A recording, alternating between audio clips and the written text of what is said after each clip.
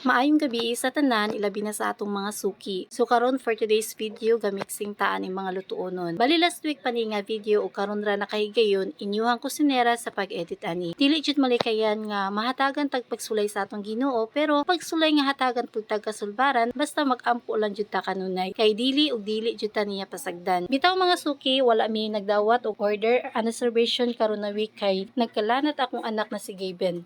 Pero okay na siya, kaluyan sa Ginoo, giayo ra dayon niya. Gihatagan lang pud namo siya og dakong time nga pagtagad maong sa karon wala mi nagdawat og pa-order kay dala pa hulay na lang pud namong duha sa akong bana. Katong miaging semana manggod mga suki, ubay-ubay jud ang atong gipangluto maong kugi kay sa pagmixing ang inyong kusinera sa kakanina lutuonon. Dagan pud tag gibalibaran nga reservation this week. Sorry kayo sa mga suki ug sa mga newly customers unta nato sa Corceles Homemade Kakanin. August 25 pa jud ta makabalik og dawat sa pag-order. Naapod tayo naka-reserve na ana na daan. Giserve lang gyapon namo tong suki nato nga naka-schedule og Webes and Saturday. Bitaw mga suki, thankful kay ta nga makadawat pud tag feedback sa newly customer nato nga gilamian sa atong kakanin. Maong mag-order daw sila sa tua. Pero natlangan lang jud nga wala ta nagdawat og reservation sa karon. Pero ayaw mo kabalaka mga suki kay sunod semana andam na pud magluto inyo ang kusinera sa kakanin na gusto ninyong ipaluto. Para sa gusto mag-order, pwede mo direct sa pag-message o mag-call sa atong number nga